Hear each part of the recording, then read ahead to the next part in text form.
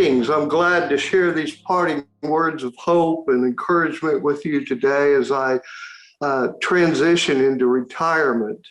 As I reflect on my call to become a United Methodist pastor, becoming a pastor in the United Methodist Church was not so much a decision I made of my own accord, but instead a decision that God helped me to make through the influences of God's prevenient, justifying, and sanctifying grace in and through the church, meaning all of you as the body of Christ. It's not so much that I chose pastoral ministry as it is that God chose me for that ministry through the church. Before becoming a United Methodist pastor 21 years ago, I worked as a print media journalist for 22 years prior to that. And as a journalist, I was a witness to and reported on some of the darkest aspects of human behaviors and the life-robbing brokenness that resulting as a consequences of those behaviors. But it was the teachings and the influence of the church that served as a positive catalyst in moving me from telling the bad news to telling the life-saving good news of a risen Christ.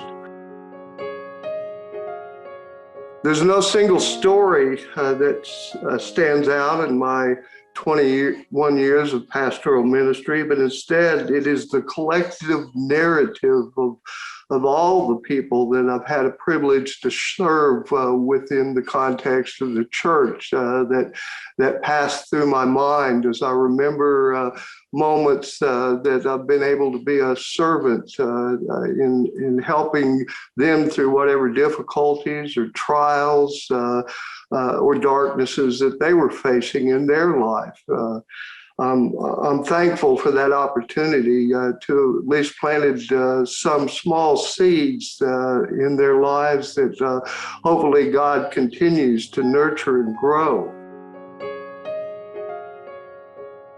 I'm thankful to God, and I'm thankful to my wife, Donna, who's been a supporting and encouraging partners as we've engaged in ministry together all these years. And also I'm thankful once again to the many people who have been a living witness to what God's love and grace looks like, as they have shown it in their support and encouragement to my call to ministry.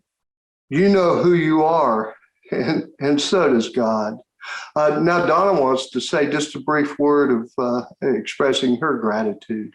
I'm so thankful both to the Louisiana and the Mississippi Conference for the opportunity to have gotten to do conference events and so many youth events. And there's been so many ministers I've had the opportunity to work with that have helped to shape my faith and have helped me to just be able to come to this point that I truly feel blessed to have so many wonderful memories to treasure as we take this next step and enjoy the journey before us.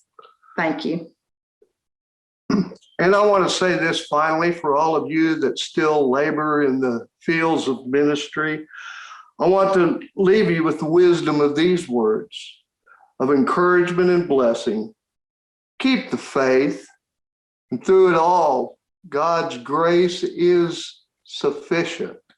God bless and Godspeed until we meet again, either here or on the other side of the veil.